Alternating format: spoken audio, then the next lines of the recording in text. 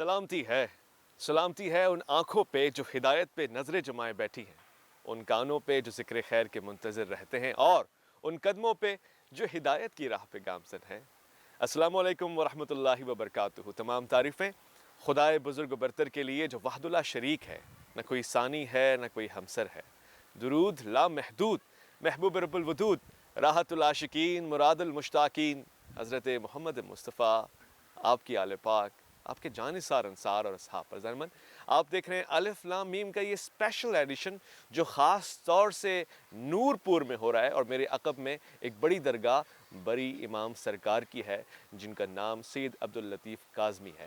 میں یہ اعزاز محسوس کر رہا ہوں، اور اسی درگاہ بارگاہ دربار عالیہ کے گرد نواح میں بیٹھے ہوئے یہ بھی محسوس کر رہا ہوں کہ آج بہت زیادہ ضرورت ہے دربار، پیرخانے، اولیاء اللہ کے مزارات کی اہمیت کو سمجھنے کی، یہ فیصلہ کرنے کی کہ وہاں جانا باعث شرف و باعث اعزاز ہے، ایمان میں کثرت کا ذریعہ بنتا ہے، یا پھر وہ جو مختلف باتیں آپ سنتے ہیں ان میں کچھ بھی حقیقت موجود ہے۔ میں آج کے اس پروگرام میں خوش آمدید کرنا چاہتا ہوں، میرے ساتھ تشریف فرمائیں بہت ہی خاص شخصیت، یوں کہ ان کو اعتدال بھی حاصل ہے، اور یوں کہ وہ زمانے اور دہر کے ہر اس خم و پیٹ سے وابستہ ہیں جس کو ہم کہتے ہیں کہ مزاج فرنگیانہ ہو یا مغربی مشرقی لہجہ ہو۔ میں خواتین و حضرات خوش آمدید کرنا چاہتا ہوں، میرے ہی پروگرام میں تشریف فرمائیں بہت ہی خاص آپ سے زیادہ نشین ہیں بری امام سرکار کے، اور ایک خاص اعزاز آپ کو اور بھی حاصل ہے، آپ جانشین ہیں دربار عالیہ رتب بطر شریف کے۔ میں خوش آمدید کرنا چاہتا ہوں پیر سید حیدر علی گیلانی کو۔ السلام علیکم۔ وعلیکم السلام جی۔ سب سے پہلے پیر صاحب میں جاننا چاہتا ہوں، مجھ جیسا کم عقل وابستہ تو ہے مگر واقف نہیں ہے، آشنا نہیں ہے، ہم کس دربار کے آگے بیٹھے ہوئے ہیں؟ یہ کون شخصیت ہے جنہوں نے چور پور کو نور پور بنا دیا؟ نحمد و نصلی و نسلم علی رسول الکریم، اما بعد فاعوذ باللہ من الشیطان الرجیم، بسم اللہ الرحمن الرحیم۔ قال تبارک و تعالی فی القرآن المجید، لا اکراہ فی الدین قد تبین الرشد من الغی، صدق اللہ العظیم و صدق رسول النبی الکریم۔ آپ نے جس ہستی کا ذکر خیر کیا کہ یہ کون ہستی ہیں جن کے دربار کے سامنے آپ بیٹھے ہیں، تو میں نے جو قرآن کریم کی آیت مبارکہ پڑھی، اس میں اللہ تعالیٰ ارشاد فرماتے ہیں کہ ہم نے دین کو آسان کر دیا، دین میں سختی نہیں ہے، رشد و ہدایت کو قرآن کی زینت بنا دیا گیا۔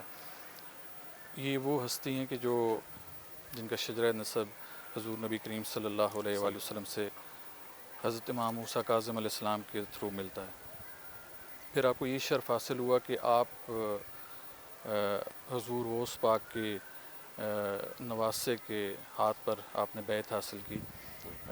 حضرت پیر سید جمال اللہ شاہ گیلانی المعروف سخی زندہ پیر سرکار، آپ کو سخی حیات المیر کے نام سے یاد کیا جاتا ہے۔ تو یہ ایک تو حسینی وصف بھی آ گیا جی، اور ساتھ حسنی وصف بھی آ گیا۔ تو یہ دو شہزادوں کی خاصیت کا امتزاج ہے جو حضرت بری امام سرکار کی ذات پاک ہے۔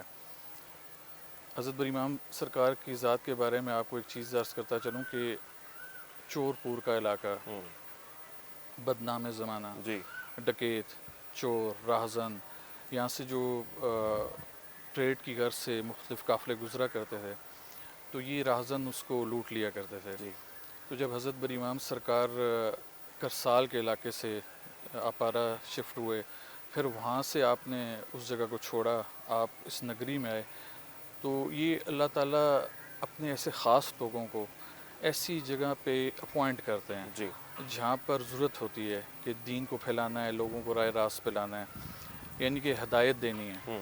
تو یہ جس ہدایت کا ذکر اللہ تعالیٰ نے قرآن میں کیا کہ میں نے رشد و ہدایت کو گمراہی سے علیحدہ کر دیا، تو یہ وہی ہدایت کا پیش خیمہ ہے۔ اب اللہ تعالیٰ نے ہدایت دو طریقے سے دی ہمیں۔ جی، ایک تو اللہ تعالیٰ نے اس کو ریٹن فارم میں قرآن کریم کی زینت بنا دیا، صحیح، لیکن ہمیشہ اس ریٹن فارم کو ایلیبوریٹ کرنے کی ضرورت پڑی۔ تو اس کے لیے حضور نبی کریم صلی اللہ علیہ وآلہ وسلم کی ذات پاک اس قرآن عرض کی زینت بنی، اور آپ نے اللہ کا پیغام لوگوں تک منوان پہنچایا۔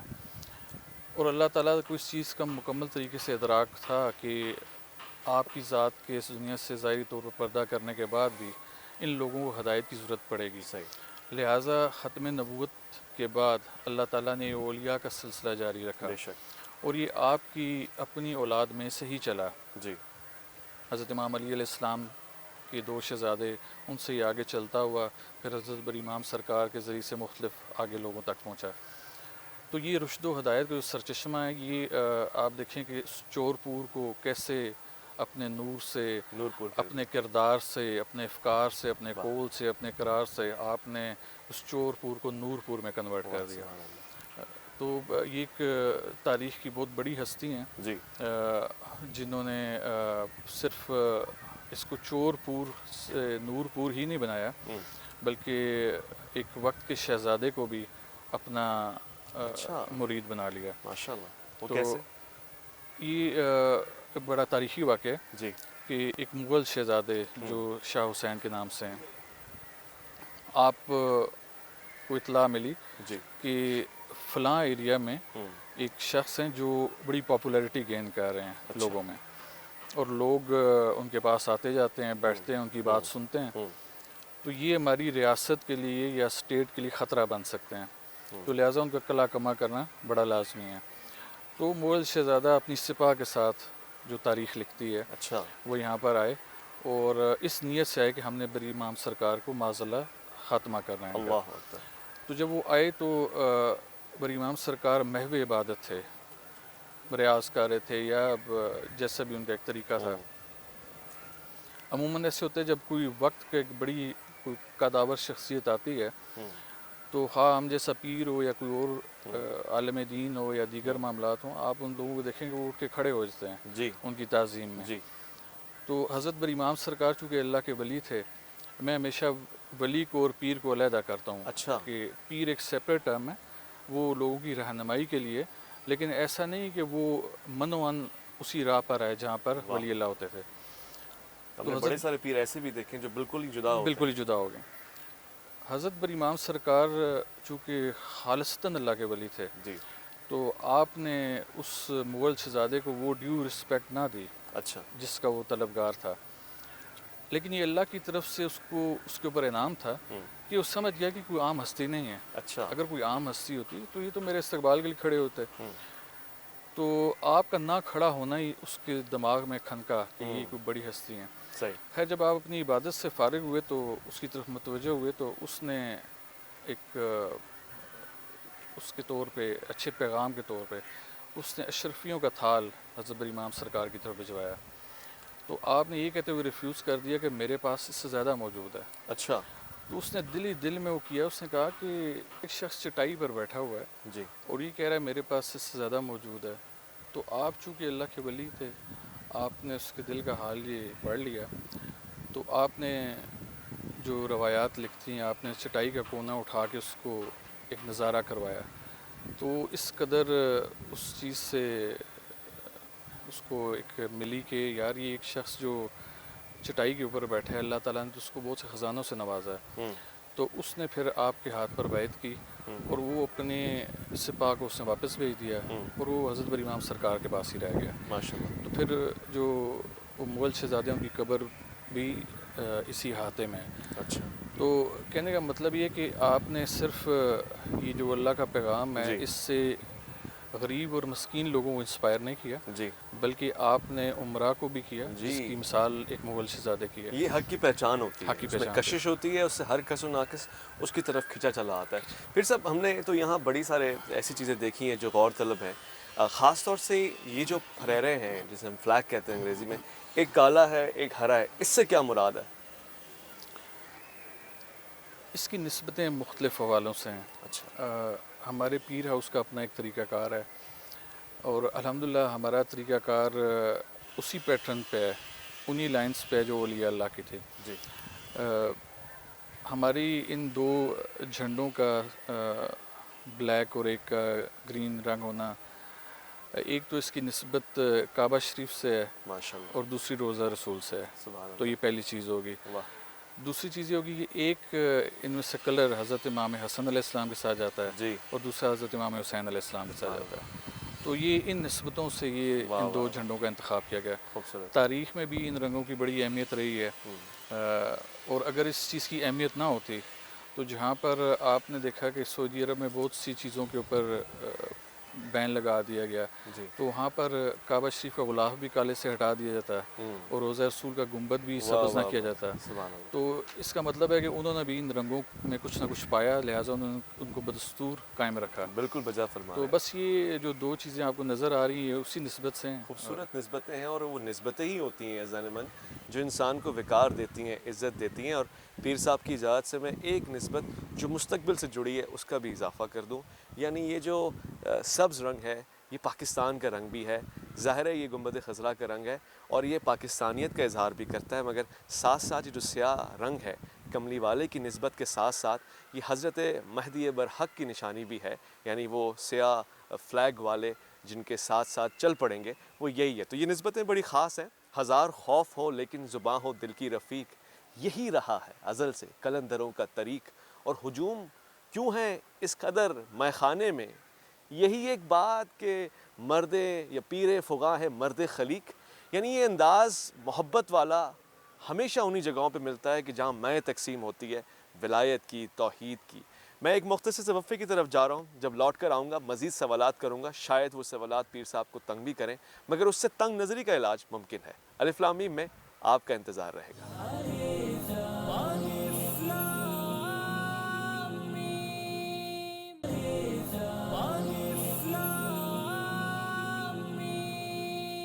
عزیزان من خوش آمدید۔ خرد کے پاس خبر کے سوا کچھ اور نہیں، تیرا علاج نظر کے سوا کچھ اور نہیں۔ میں اس وقت دربار عالیہ میں بیٹھا ہوں، المعروف بری سرکار اور وہاں کے سجادہ نشین میرے ساتھ تشریف فرمائے پیر سید حیدر علی گیلانی صاحب، اور میں ان سے یہ پوچھنا چاہتا ہوں کہ عام طور سے یہ اعتراض کیا جاتا ہے پیر صاحب کہ مزارات پہ جانے کے ساتھ ساتھ آپ خدا کو ناراض کر دیتے ہیں، ہونا کچھ نہیں ہوتا، وہ تو کچھ بھی نہیں کر سکتے، لہٰذا وہاں بڑی عوام ولایت سے محبت کرنے والی، اولیاء اللہ سے محبت کرنے والی اور سرکار کا ذکر سننے سنانے والی کیوں جاتی ہے؟ یہ شرک کا باعث بھی بن جاتا ہے۔ تو کیا مزارات پہ جانا کیا انسان کو خدا سے دور کرتا ہے یا قریب؟ اس میں سب سے پہلے تو ہمیں شرک کی ڈیفینیشن دیکھنی پڑے گی کہ شرک کس سے کہتے ہیں۔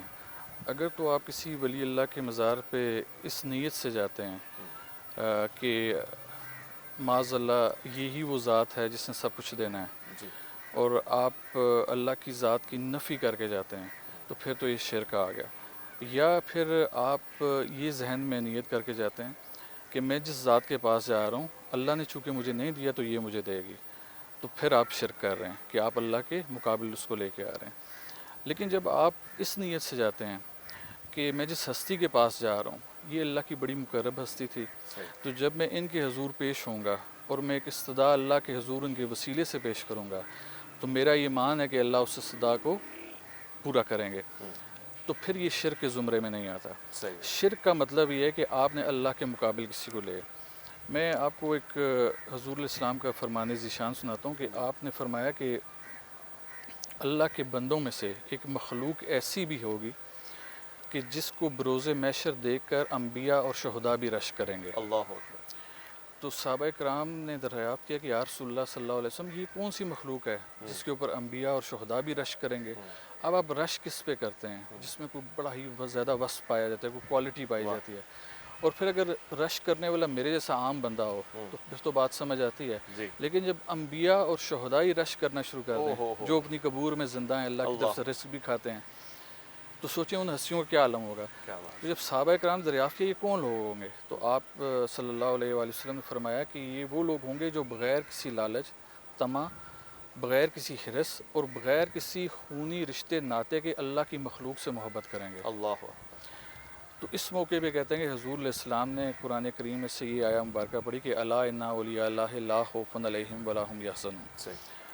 اب اس میں دوسری چیز آپ یہ دیکھ لیں کہ اگر اولیاء اللہ کے مزارات پہ جانا شرک ہوتا تو اللہ تعالیٰ قرآن مجید میں اولیاء اللہ کی طرف رغبت ہی کیوں دلاتے؟ واہ۔ اللہ تعالیٰ یہ بھی تو کہہ سکتے تھے کہ قرآن پہ ہی محدود رہ جاؤ تو تمہیں بروز محشر کچھ خوف نہیں ہوگا، تم غمگین بھی نہیں ہوگے، بلکہ اولیاء اللہ کے لیے کہہ رہے ہیں کہ ان کو خوف نہیں۔ تو اللہ تعالیٰ نے فرمایا کہ آپ جو اللہ کے ولی ہیں ان کو بروز محشر نہ کچھ خوف ہوگا اور نہ کچھ غمگین ہوں گے۔ ہمارے ساتھ مسئلہ یہ کہ ہم نے چونکہ قرآن سے دوری کی تو ہم دین سے دور ہو گئے۔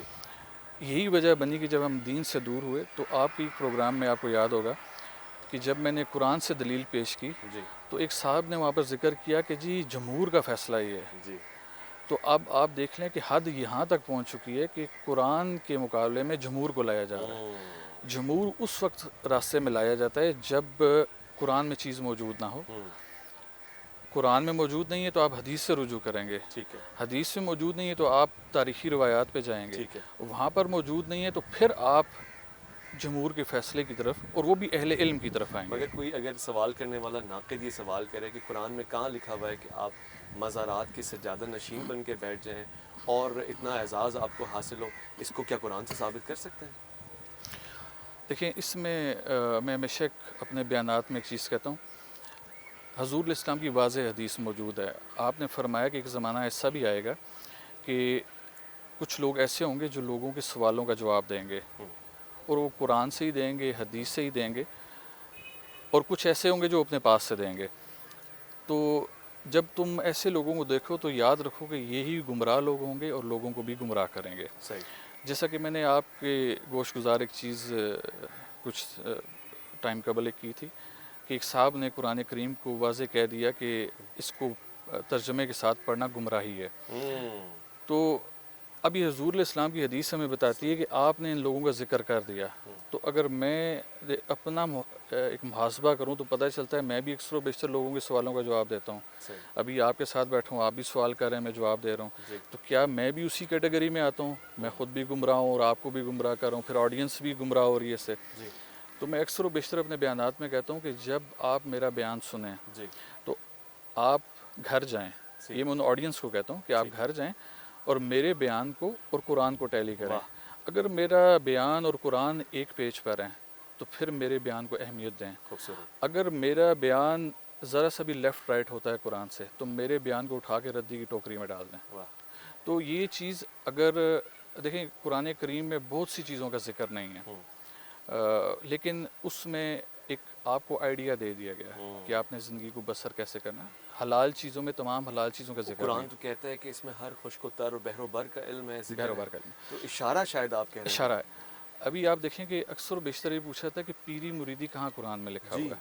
تو میں ان کو میرا جواب قرآن سے ہی ہوتا ہے کہ اللہ تعالیٰ نے خود فرما دیا کہ وَلْتَكُم مِّنكُمْ أُمَّةٌ يَدْعُونَ إِلَى الْخَيْرِ وَيَأْمُرُونَ بِالْمَعْرُوفِ وَيَنْهُونَ عَنِ الْمُنكَرِ.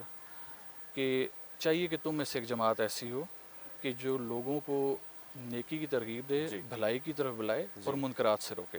میں ایک مختصر سے وقفے کی طرف جا رہا ہوں.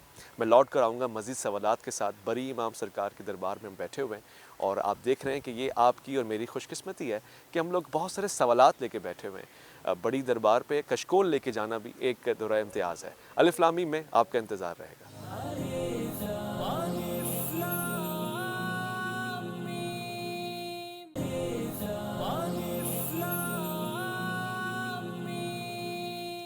پیر ملیا پیڑ نہ جاوے تے اس پیر دا کی کرنا ہو.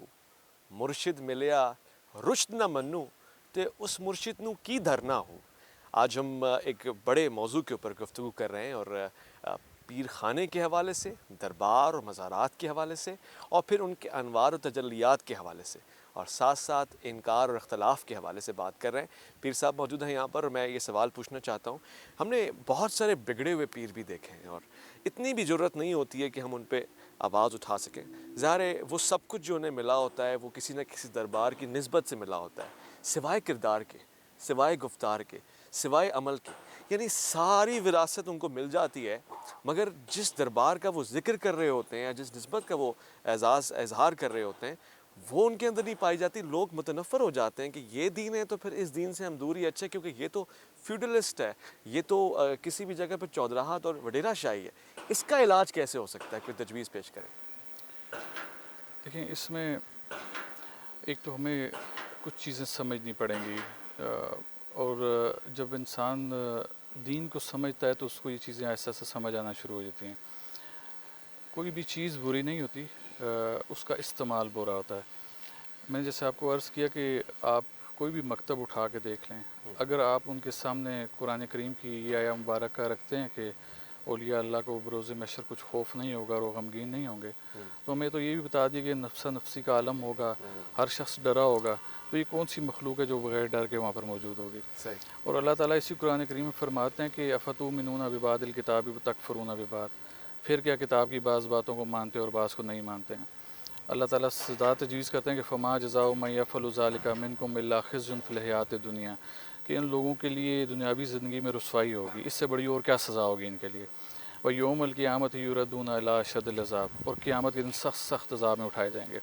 تو اب ہم نے جہاں پر قرآن کریم میں سے نماز کے حوالے سے آیا مبارکہ کو ماننا ہے، وہاں پر ہم نے اولیاء اللہ کے حوالے سے بھی ماننا ہے.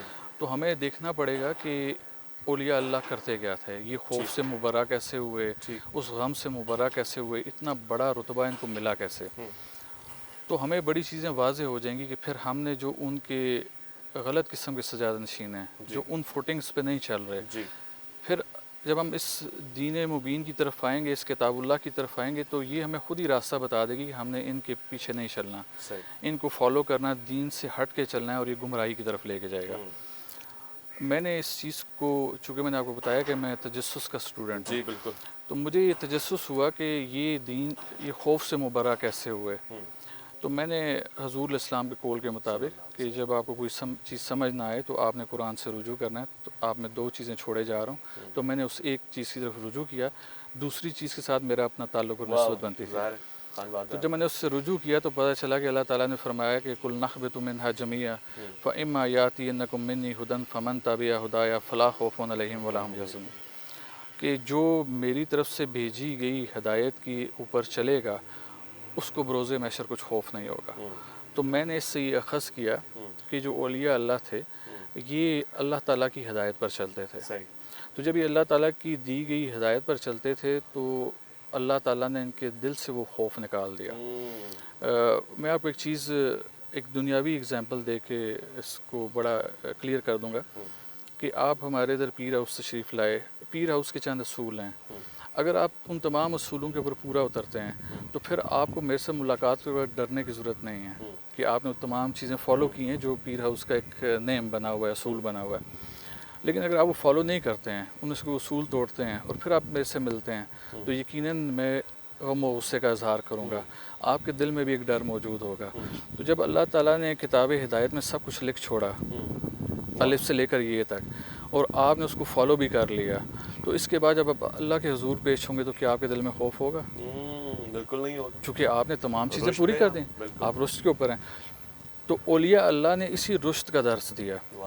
اور اگر کسی اللہ کے ولی کے مزار کے اوپر بیٹھا ہوا کوئی پیر اس اللہ کے ولی کی تعلیمات کو فالو نہیں کر رہا، تو پھر یہ ان لوگوں کا کام ہے کہ اس کو فالو کرنا چھوڑ دیں، اس سے دین لینا چھوڑ دیں.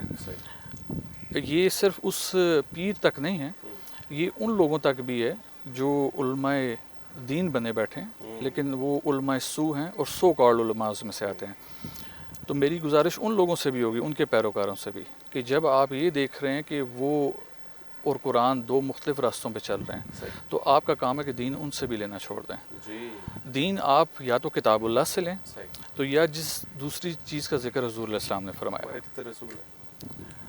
اس کو کچھ لوگ دوسرے الفاظ میں بھی کہتے ہیں کہ 2 چیزوں میں سنت کو بھی شامل کرتے ہیں.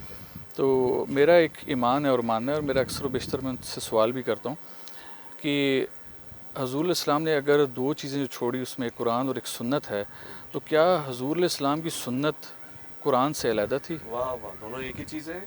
تو یہ تو آپ ایک شائبہ پیدا کرنے کی کوشش کر رہے ہیں، لفظ اور بیچ میں لگا کے. یا تو آپ ابلیغ لگا دیں کہ ایک ہی چیز چھوڑ کے جا رہا ہوں، قرآن یا سنت. تو سوال پوچھنے والے اگر کہتے ہیں قرآن اور اہل بیت، تو کیا ان میں اختلاف ہے؟ وہ بھی تو ایک چیز ہے. اس میں دیکھیں ہمیں کچھ منطق کی طرف بھی جانا پڑے گا. جتنے یہ درس نظامی دیگر کورس ہوتے ہیں اس میں ایک سبجیکٹ منطق کا بھی ہوتا ہے، تو ہمیں منطق بھی تو بلڈ کرنی پڑے گی کہ آپ جب کوئی کتاب سامنے آپ کے آتی ہے تو اس کو الیبریٹ کرنے کے لیے بھی آپ کو کسی کی ضرورت پڑتی ہے. اور یہ ایسے نہیں ہے کہ تمام چیزوں کے لیے ہو. میں پہلے قرآن آپ کے سامنے ایکسپلین کر دوں. قرآن بیسیکلی مجموعہ کس چیز کا ہے؟ یہ ہدایات کا اور اللہ تعالیٰ کے احکامات کا مجموعہ ہے. اور اللہ تعالیٰ نے خود فرما دیا کہ یہ جو قرآن ہے یہ محکمات اور متشابہات پر مشتمل ہے. سورہ آل عمران کی آیت مبارکہ ہے. تو جو محکمات ہیں وہ الکتاب ہیں، ان کے معنی معین ہیں اور بڑے کلیئر ہیں. تو تمہارا کام ہے کہ جو چیز کلیئر ہے اس پہ چلو، اس کو لے کر آگے چلو، اور جو متشابہات ہیں ان کو چھوڑ دو جن کے واضح معنی موجود نہیں ہیں. اور اللہ تعالیٰ مزید آگے فرماتے ہیں کہ جو لوگ فتنہ پسند ہیں، یہ اب آپ اشارہ دیکھ لیں، یہ باہر بیٹھے ہوئے کسی سائنسدان کی طرف اشارہ نہیں ہے، یا یہ کسی غیر مذہب کے لیے اشارہ نہیں ہے. یہ اللہ تعالیٰ اشارہ کر رہے ہیں انہی لوگوں کی طرف. اللہ تعالیٰ فرماتے ہیں کہ جو ایسے انتشار پسند لوگ ہیں وہ متشابہات کو اٹھاتے ہیں اور وہی لوگوں کے سامنے پیش کرتے ہیں. ٹھیک ہے. اور اس سے وہ اپنا ایک جو کوشش ہوتی ہے اپنا ایک حلقہ احباب بنائیں، ایک اپنی سیپریٹ ڈومین بنا کے دین سے علیحدہ چلنے کی کوشش کرتے ہیں. ٹھیک ہے. اللہ تعالیٰ نے بڑا واضح فرما دیا کہ ان الدین عند اللہ الاسلام. تو جب اس کو الیبوریٹ کیا جاتا ہے تو کہا جاتا ہے کہ دین اللہ کے نزدیک اسلام ہے. تو میں کہتا ہوں ایسا نہیں ہے. اس کا مطلب یہ ہے کہ دین اللہ کے نزدیک حکم برداری ہے. اسلام کا معنی یہاں پر حکم برداری کے ہیں کہ دین اللہ کے نزدیک حکم برداری ہے. اللہ تعالیٰ فرماتے ہیں کہ وَمَا اخْتَلَفَ الَّذِينَ أُوتُوا الْكِتَابَ إِلَّا مِن بَعْدِ مَا جَاءَهُمُ الْعِلْمُ بَغْيًا بَيْنَهُمْ. یہ جو کتاب کی بات بڑی واضح ہے. اس کتاب کی بات میں جو اہل علم نے اختلاف ڈالا وہ اس وجہ سے ڈالا کہ آپسی ضد کی وجہ سے ڈالا. تو اب یہ جو چند آیات مبارکہ ہیں اگر ہم ان کے اوپر ایمان نہیں لاتے تو اس کا مطلب ہے کہ ہم تو افتؤمنون ببعض الکتاب وتکفرون ببعض کی نفی کرتے ہیں، اور کتاب کی بات کی نفی کرنے والوں کو اللہ تعالیٰ نے کفر کے زمرے میں لکھا ہے. فرماتے ہیں کہ کل آتی اللہ و رسولہ، کہ سب کو کہا گیا کہ سب اللہ کے اور اس کے رسول کی اطاعت کرو. اب اللہ اور اس کے رسول کی اطاعت کیا ہے کہ وہ جو اللہ تعالیٰ نے قرآن میں احکامات صادر فرمائے ہیں اور جو حضور علیہ السلام نے ہم تک پہنچائے ہیں ہم ان کو فالو کریں. تو ساتھ لفظ استعمال ہوتا ہے فَإِن تَوَلَّوْا، جو ایسا نہیں کرتا تو وَلَا يُحِبُّ اللَّهُ، اللہ تعالیٰ ایسے کافروں سے محبت نہیں کرتا. میں ذرا عربی میں ادھر ادھر ہو گیا تو پھر یہ مکھی والی مثال ہو جائے گی، وہ سارا خوبصورت جسم چھوڑ کے نہ کہیں گے عربی صحیح نہیں پڑھی اس نے. تو مقصد متن میں بیان کرتا ہوں کہ پھر اللہ تعالیٰ کہتے ہیں کہ میں ایسے کافروں سے محبت نہیں کرتا. اللہ تعالیٰ نے ان لوگوں کو مسلمانیت کے زمرے سے نکال کے باہر کر دیا جس نے اللہ اور اللہ کے رسول کی اطاعت نہیں کی. اقبال نے ایک جملہ کہا، اور چونکہ آپ حسنی حسینی ہیں، گیلانی اور غوث پاک اعظم سے آپ کی نسبت جڑتی ہے، اور پھر اسی تسلسل سے جا کے حضرت علی کرم اللہ وجہ کے ساتھ اقبال نے کہا تھا نکل کر خانقاہوں سے ادا کر رسم شبیری، کہ فکر خان کا ہی ہے فقط اندوہ و دلگیری. یعنی باہر نکلیے، انقلاب کا پیغام دیجیے. لیکن سجادہ نشین تو ایک طرح سے ایک جگہ بیٹھا ہوتا ہے اور اس کے آس پاس لوگ ہوتے ہیں اور وہ مکتب اور پیر خانے سے جڑا ہوا ہوتا ہے. تو اس میں فکر اقبال یعنی فکر حسینی کیسے آئے؟ دیکھیں بڑا گہرا شعر ہے یہ علامہ اقبال صاحب کا. اس کو سمجھنے کے لیے بھی مولانا رومی نے ایک شعر لکھا. وہ انہوں نے کہا کہ تجلی نار تھی نور، نہ تم سمجھے نہ ہم سمجھے، جلا کیوں کر کو ہے تو نہ تم سمجھے نہ ہم سمجھے. کہتا ہے وہ شہرک سے بھی زیادہ قریب یہ قرآن کہتا ہے شہرک ہم سے کتنی دور، نہ تم سمجھے نہ ہم سمجھے. تو اس شعر کو سمجھنے کے لیے بھی اس کی جو ہے نا ہمیں غوطہ زنی کرنی پڑتی ہے علم کی کتابوں میں اور خاص طور پہ قرآن کریم میں. تو جو حضرت علامہ اقبال نے اس شعر کو پیش کیا اس کا مطلب یہ تھا کہ خانقاہ کے کسی پیر کا یا متولی کا صرف کام یہ نہیں کہ وہ بیٹھ کے نذرانے لیتا رہے. وہ باہر نکلنے سے مراد یہ نہیں کہ اس نے پریکٹیکلی یا فزیکلی باہر نکلنا ہے. اس کا مطلب یہ ہے کہ وہ دین کو جو بھی اس ٹائم پر میڈیم موجود ہے اس میڈیم کے ذریعے باہر لوگوں تک پہنچائے. آج سے کچھ عرصہ قبل جب تبلیغ کا ایک جو طریقہ کار تھا وہ یہ تھا کہ آج بھی اسی پیٹرن پہ چلا جا رہا ہے کہ دور افتادہ علاقوں میں ٹیمیں جاتی ہیں دین کو اس کی تبلیغ کرتی ہیں. لیکن ایک نیا دور آ گیا، جدت آ گئی اس میں، اور اس جدت میں وہ ہمارے پاس موبائل فونز آ گئے، ہمارے پاس سوشل میڈیا آ گیا. تو ہم جب خانقاہ سے نکلنے کا کی طرف اشارہ دیکھتے ہیں تو دور کے پس منظر میں اگر دیکھتے ہیں، جیسے قرآن میں ایک لفظ استعمال ہوتا ہے بالمعروف کے، اس کو یا تو اس پرسپیکٹو میں لیے گئے شریعت کے مطابق یا اس کو دستور کے مطابق لیے گئے؟ بالکل ایسے ہی اگر ہم اس کو دستور کے مطابق لیتے ہیں تو دستور کے مطابق کا مطلب یہ ہے کہ جو اس ٹائم پر آپ کا لیونگ پیٹرن ہے، لیونگ سٹائل ہے، آپ اس کے مطابق عمل کریں. صحیح ہے، وہ رائج الوقت ہوتا رائج الوقت ہوتا ہے. ایک دور یہ تھا کہ جب بارڈر لیس اکانومیز تھیں. جی جی جی ایک تو بارڈر لیس اکانومی جو ہے وہ اوہمے نے پیش کی، جی ایک اکانومسٹ تھا. اس نے اس لیے پیش کی، اس نے کہا کہ تھرو میڈیم آف ایکسچینج دنیا بہت قریب آ گئی ہے، اکانومیز ایک دوسرے قریب آ گئی ہیں، ٹریڈ بڑھ گیا ہے، ایک پیمانہ طے ہو گیا ان کے درمیان. پہلے بارٹر ٹریڈ ہوتا، پھر ایک پیمانہ طے ہو گیا، کرنسی آ گئی، گولڈ آ گیا. تو اس نے کہا یہ بارڈر لیس اکانومی ہوگی. میں اس کو بارڈر لیس ورلڈ اس دور کا کہوں گا کہ جب پرانا دور تھا کہ بارڈرز معین نہیں تھے تو آپ بڑے ایزیلی پینیٹریٹ دوسرے کی حدود میں کر جائے کرتے. لیکن چونکہ اب ریسٹرکشنز آ گئیں، یو این او آ گئی، ایک عالمی ادارے آ گئے، انہوں نے ریسٹرکٹ کر دیا آپ کو کہ آپ نے یار یہ جو آپ کا چیز ہے آپ نے اب تک محدود کرنی ہے، آپ نے اس کو لے کے ہمارے پاس نہیں آنا، یا اس دوسرے ملک میں جہاں پر اس کو پسند نہیں کیا جا رہا. تو پھر ہمارے پاس کیا آپشن ہے؟ پھر ہم نے خانقاہ سے نکل کے رسم شبیری کیسے ادا کرنی ہے؟ پھر ہمارے پاس میڈیم آ گیا، سوشل میڈیا آ گیا. ہم سوشل میڈیا کے ذریعے حسین علیہ السلام کا پیغام اس کو پروموٹ کریں. اچھا ہم میں سے کوئی رسم شبیری ادا نہیں کر سکتا. میرے لیے اپنا کنبہ کٹانا یہ بہت مشکل کام ہے. میں پیر بھی ہوں، ایک ولی سے میرا تعلق بھی ہے، میں قرآن کا طالب علم بھی ہوں، میں نے قرآن کو بہت اچھے طریقے سے پڑھا ہوا ہے. لیکن اس کے باوجود بھی میرے لیے میری اولاد، میرا گھر بار بہت کچھ ہے. ہو سکتا ہے اس کو قربان کرنا میرے لیے بہت مشکل ہو جائے، لیکن حسین نے کر دیا. وہ کر دیا. اچھا یہ بھی یہ لوگ سوال کرتے ہیں اور جائز سوال ہے کہ رسول کریم صلی اللہ علیہ وآلہ وسلم سے بڑھ کے دربار کس کی ہو سکتی ہے، اور حسنین کریمین سے بڑھ کے سجادہ اور گادی نشین کون ہو سکتے ہیں؟ مگر انہوں نے سکونت اختیار نہیں کی، دربار نہیں لگائے، چندے نہیں لیے، بلکہ وہ تو مرکز اور محور بن کے بھی نکل گئے دین کے لیے. یہ چیز میں بیان کر رہا تھا کہ آپ نے جو ایک رسم ادا کی، تو اب وہ رسم تو ہم میں سے کوئی ادا نہیں کر سکتا، کیونکہ حسین ایک ہی تھا اور حسین ایک ہی ہے اور حسین ایک ہی رہے گا تا قیامت. تو اب میں تو حسین بننے کی کوشش کروں بھی تو میں نہیں کر سکتا. لہٰذا ہم یہ کر سکتے ہیں کہ ان کی فٹ سٹیپس کو فالو کریں. ہم اگر اپنا کنبہ لٹا نہیں سکتے، ہم اپنا کنبہ کٹوا نہیں سکتے، ہم کسی اپنے شہزادہ علی اصغر کی قربانی نہیں دے سکتے، ہم پیاسے اگر نہیں رہ سکتے، تو ہم کم از کم یہ تو کر سکتے ہیں کہ دین کا ابلاغ کریں. پیر سید حیدر علی گیلانی ہمارے ساتھ موجود تھے اور انتہائی روشن افکار آپ کے ہم نے سنے، اور پھر ہم نے دربار کے حوالے سے گفتگو سنی. خواتین و حضرات، پروگرام کو یہاں پہ اختتام پذیر کرتے ہوئے میں یہ ضرور کہنا چاہتا ہوں کہ اصل میں آپ جب لوگوں سے ملتے ہیں تو آپ کو علم ملتا ہے. علم یا تو نافع ہوتا ہے یا سو ہوتا ہے، اور علم نافع اگر آپ کو مل جائے تو پھر اس کو منتشر کریں، اس کی تشہیر کریں، اس کو پھیلائیں، اس کی اشاعت میں اپنا کردار نبھائیں. رسالت مآب صلی اللہ علیہ وآلہ وسلم نے یہ ذمہ داری ہر امتی کی لگائی ہے، اور یہی آپ نے کہا ہے کہ تم میں سے ہر ایک نگہبان ہے اور ہر ایک سے پوچھا جائے گا. لہٰذا اگر آپ کہیں کوئی غلطی محسوس کرتے ہیں، تصحیح کرنے کی کوشش کریں، اصلاح کریں. سب سے پہلے اپنی ذات سے آغاز کریں، اس کے بعد نکلیں خانقاہوں سے اور اس تصحیح کی پوری زندگی میں، یعنی اس زندگی میں کہ جس میں تصحیح ختم کرنے کا ارادہ آپ نے کر لیا ہے، صرف کر دیں. نتائج کی ذمہ داری آپ کی نہیں ہے، وہ خدا مالک ہے. آپ کی ذمہ داری کوشش کرنے کی، اور کوشش زبان سے زیادہ کردار سے اور عمل سے ہونی چاہیے. اقبال نے کہا تھا، راز ہے تقدیر جہان تگ و تاز، جوش کردار سے کھل جاتے ہیں تقدیر کے راز. اپنا خیال رکھیں گے آپ، اور محمد عبیس ربانی کو دیں گے اجازت. شہر اقتدار بری امام سرکار دربار عالیہ سے اللہ کی امان میں.